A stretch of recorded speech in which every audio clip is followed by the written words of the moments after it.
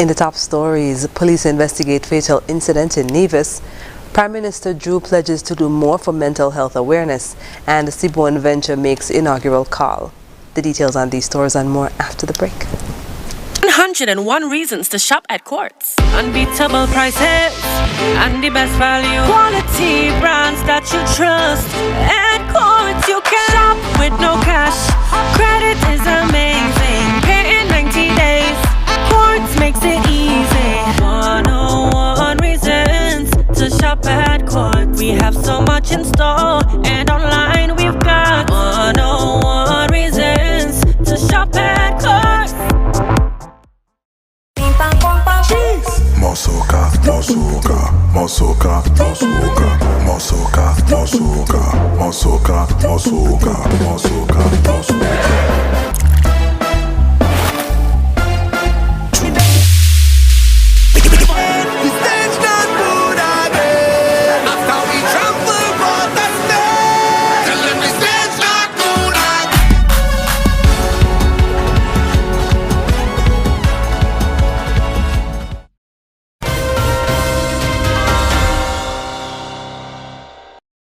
Hello and welcome to the ZIZ Channel 5 newscast. I'm Carla Barrage.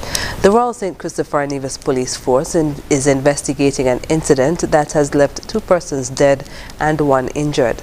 According to a police official, the incident, which occurred in Nevis on Monday, left 1 man and 1 woman dead, with another undergoing emergency surgery. The police are also investigating a house fire that might be related to the incident. More details will be provided as they become available. As October 10th is observed as Mental Health Awareness Day, Prime Minister Honorable Dr. Terence Drew, who is also a doctor by profession, has pledged to do more to fight the stigma associated with mental health conditions. In a post, Prime Minister Drew is quoted as saying, "I understand the significance of preserving one's mental health, and that is why I have made it a priority to support initiatives that promote mental well-being to create a positive environment that empowers and motivates our people." He said that the stigma associated with mental health discourages persons from seeking the help they need. To this end, he said that the government intends to, quote, educate our people and create an attitude of change that brings awareness to mental wellness through the importance of self-care with healthy eating, exercising, meditation, and striving for balance in your life, end quote. St. Kitts received its first inaugural call of the new cruise season with the arrival of Seaborne Venture on October 10th. The crew and passengers were welcomed by ministers of government and tourism officials at a plaque exchange ceremony held at Carambola Beach Club. Prime Minister Honorable Dr. Terence Drew brought remarks on behalf of the people of the Federation and the Minister of Tourism, Honorable Masha Henderson, who is currently representing the Federation at the Florida Caribbean Cruise Association Conference. Prime Minister Drew spoke of the strong partnership between St. Kitts as a tourism destination and the Seaborne Cruise Line. It is indeed my pleasure to welcome for the very first time the captain, crew and passengers of the luxurious Seaborne Venture of the Seaborne Cruise Line. Today is a special day not only because it is the first call of the Seaborne Venture, but also this is the first inaugural of the new season under my administration, our administration. Clearly, the destination has a very special relationship with the line because this is the 8th ship from the line to visit, and I think they were pointed out by our learned CEO. This to me is remarkable and shows confidence in our people to deliver at a very high standard. CEO of the St. Kitts Tourism Authority, Ellison Thompson, said the partnership has spanned 16 years. Venture's first inaugural call of the season, having launched the destination's newest campaign, Venture Deeper. I just had the opportunity to share it with the Prime Minister. The Venture Deeper campaign encourages visitors to fully immerse themselves in all the destination has to offer. The destination's relationship with Seaborne dates back roughly 16 years. And over those years, we've welcomed the Seaborne legend, the Seaborne quest, the Seaborne spirit, the Seaborn Odyssey, the Seaborn Pride, the Seaborn Sojourn, and the Seaborn Ovation. It's clear that Seaborn is a long-standing partner of the destination and one that we value as their confidence in the destination continues to be evident. During the pandemic, Seaborn was actually the first cruise line to return to St. Kitts in July 2021. The Seaborn Venture's inaugural call was captained by Stig Betten, who received plaques from representatives of the St. Christopher Air and Seaport Authority and local agents Delisle Walwyn and Company Limited. Minister of Foreign Affairs, the Right Honorable Dr. Denzel Douglas, participated in a meeting of the Caribbean Community CARICOM heads of delegations and the Minister of Foreign Affairs of Peru, His Excellency Cesar Rodrigo Landa Arroyo, on Friday during the margins of the 52nd General Assembly of the Organization of American States, which was held in Lima, Peru. Foreign Minister Douglas thanked His Excellency Landa for organizing the meeting, noting it was a very important opportunity for engagement. He expressed his thanks and appreciation to His Excellency Landa and the government of Peru for responding to the call from the OAS to contribute financially to the Electoral Observer Mission that provided effective monitoring of the August 5th general election in St. Kitts and Nevis.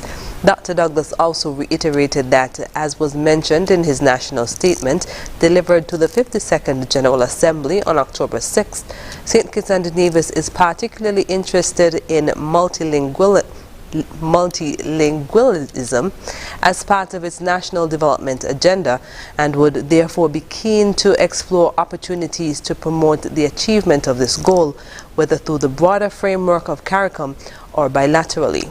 Foreign Minister Douglas also shared that St. Kitts and Nevis was very much interested in capitalizing on the opportunity to have diplomats trained in Peru. He called upon the government of Peru to use its good offices and its membership in CAF, the Development Bank of Latin America, to assist CARICOM countries with gaining better access to financing for development. After the break, Prime Minister Drew to make official state visit to the Republic of China Taiwan in November, and St. Kitts Nevis represented at CEDAW in Geneva. Stay with us. Elevate your experience with Flow's fiber-fast internet and mobile combined. Enjoy double data and unlimited talk on 4 mobile lines, plus up to 35 megabits per second home internet speed at the best rate, giving you the best value to stay connected. I think our Flow mobile is elevated. You think? An elevated experience starts with Flow at home, powering double data and unlimited talk on 4 mobile lines at the best rate. Visit a Flow store to sign up today. Mommy, where did you get all these groceries from? When my mom was a child, my grandma was only able to provide just what they needed. When my mom got older, she was then able to provide what they needed and some.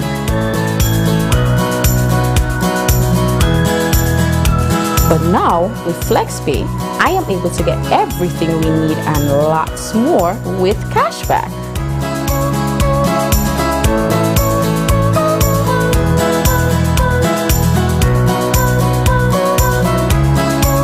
Wow, Mom, I hope this never ends. For the last 25 years, SN Hospice Company Limited has given customers millions in cashback for free groceries with every hire purchase in their never-ending cashback.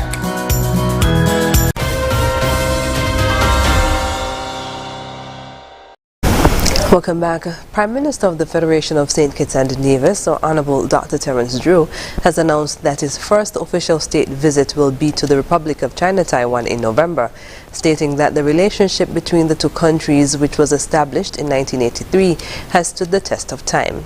The Prime Minister made the announcement on Saturday, October 8th, on the Frigate Bay lawn at the end of the Taiwan National Day Health Walk, which he participated in. Prime Minister Drew thanked the Republic of China Taiwan for hosting him during the visit.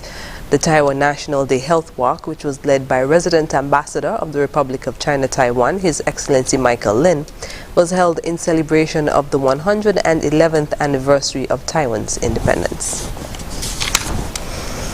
The Federation is being represented in Geneva at the 83rd session convening the Committee on the Elimination of Discrimination Against Women, CEDA, by Senator Iselene Phillip, Minister for Social Development, Gender Affairs and Aging and Disabilities.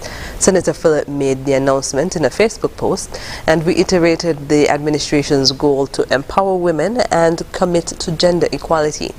Senator Phillip is in Switzerland from October 10th to 14th to present a state report and to respond to UN committee questions on what has been done to combat gender-based violence, increase women's participation in underrepresented sectors, and create opportunities for economic empowerment. She also hopes to solicit UN agency technical assistance that can support improvement in every sector. The public is encouraged to join the sessions and view presentations at www.webtv.un.org/meetings-events. The St. Kitts Water Services Department has announced a temporary water rationing schedule for the St. Peters area. There have been significant water supply disruptions since the start of the month, owing to a failure of mechanical part that was installed. In a release on Monday, the department said that the water supply is insufficient to meet demands. The water rationing schedule will begin at 9 p.m. each night until around 5 a.m. To assist residents, water supplies will be provided. Water trucks had been used during the disruptions at the start of the month. At the same time, the department warns of immediate disconnections for persons who have leaks at their homes.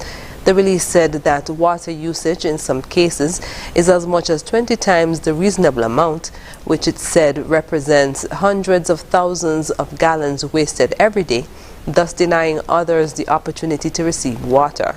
The leaks should therefore be fixed to eliminate disconnection. Strict conservation methods are also advised. The department said while the digging of additional wells and seawater desalination are suggested to eliminate water shortages, it acknowledges that this will take some time. The St. Kitts and Nevis Postal Service joined the rest of the globe in celebrating World Post Day on Sunday. In an address, Minister of Post, Honorable Conrad Maynard, explained that World Post Day is celebrated to mark the anniversary of the Universal Postal Union formation in 1874. He added that the purpose of the celebration is to bring awareness of the post in the everyday lives of people and businesses, as well as its contribution to social and economic development. The theme for this year's celebration is Post for Planet. Minister Maynard spoke of the significance of the theme. It is evident for years that climate change is real. We only have to view the international news to see the effects of climate change on countries around the globe, whether it is historic floodings, severe droughts, more frequent and intense storms and hurricanes, and frequent wildfires. These cannot be ignored. Even in our very own St. Kitts and Nevis, we have been experiencing significant periods of droughts over the past several years. In fact, rainfall in our federation has decreased by about 20% just in the last decade. He also spoke about the different ways in which the St. Kitts and Nevis Postal Services are trying to lower their impact on the environment. St. Kitts and Nevis Postal Service, as a global player in the delivery of goods and services, has an important role to play in reducing our carbon footprint and making our planet greener. Several years ago, the General Post Office and sub-post offices replaced their lighting to more efficient LED bulbs to be more energy conscious. The Post Office will further engage the Ministry of Energy and the Ministry of Sustainable Development and Climate Action to continue other energy-saving initiatives in keeping with our country's goal to go green. The Post Office will also partner with the Ministry of Information, Communication and Technology in the digital transformation of our services to minimize paper use and increase efficiency of the services we deliver. Of course, there is much more that can be done and will be done to reduce our carbon footprint, such as the use of electric vehicles and the like. Minister Maynard concluded by thanking the staff of the St. Kitts and Nevis Postal Services for their hard work and dedication throughout the years. Coming up in regional news, prominent Arlington community leader killed in shootout in Turks and Caicos. The details when we come back.